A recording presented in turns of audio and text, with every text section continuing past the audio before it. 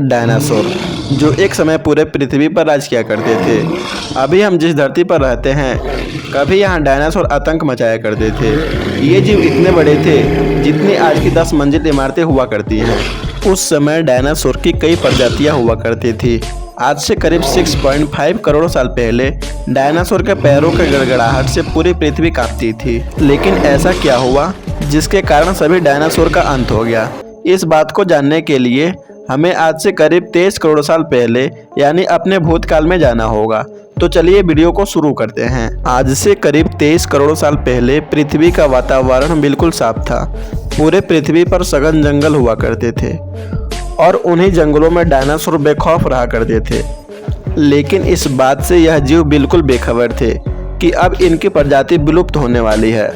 दरअसल आज से 10 करोड़ साल पहले एक छोटा एस्टेरॉयड का टुकड़ा बहुत तेजी से पृथ्वी की ओर बढ़ रहा था। इस एस्टेरॉयड की स्पीड करीब 30 किलोमीटर प्रति सेकंड की थी।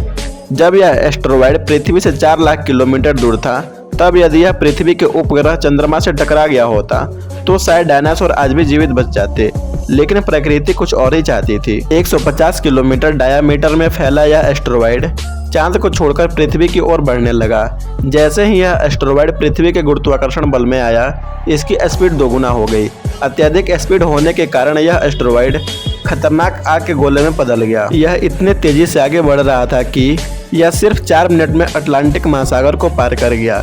इसकी चमक इतनी अधिक थी कि धरती पर टकराने से पहले ही लाखों जीव आग के इस गोले को देखकर अंधे हो गए। वह उस उल्का पिंड को देखने में बिल्कुल सक्षम नहीं थे, लेकिन वह उसकी गर्मी को महसूस कर पा रहे थे। कुछ ही सेकंड बाद यह उल्का पिंड मेक्सिको के खाड़ी से टकराता है और लगभग 35,000 डिग्री सेल्सियस ऊर्जा वाला एक भयानक विस्फोट होता है, जो आज के परमाणु बम के तुलना में लगभग 10 गुना अधिक था। यह टकराव इतना भयंकर था कि टकराव के बाद धरती की लाखों टन धातु अंतरिक्ष में बिखर गई और यह एस्टेरॉयड जहां पर गिरा वहां 180 किलोमीटर चौड़ा 20 किलोमीटर गहरा गड्ढा बन गया। विस्फोट के कारण इस गड्ढे के सभी धातु और मिट्टी बिखरकर आसमान के धूल बादल में बदल गए। टकराव के मात्र 15 मिनट बाद धरती के अंदर बहुत तेज भूकंपीय तरंगें उठने लगी, जिसके कारण समुद्र की लहरों ने विकराल रूप ले लिया और एक के बाद एक सभी समुद्रों में सुनामी आ गया। भूकंपीय तरंगों के कारण सभी ज्वालामुखी और भी ज्यादा गर्म हो गई और जगह जगह पर ज्वालामुखी फटने लगी और डायनासोर का अंत होने लगा। अब धरती के विनाश की प्रक्रिया आरंभ हो चुकी थी। इस भयानक विस्फोट के कारण इतना रेडिएशन फैल गया कि विस्फोट वाले जगह से करीब 800 किलोमीटर के दायरे वाले जीव जंतु जलकर राख हो गए। इस महाप्रलय के बाद भी उड़ने वाले डायनासोर जमीनी प्रलय से तो बच गए थे, लेकिन यह तो महाप्रलय केवल एक झलक थी।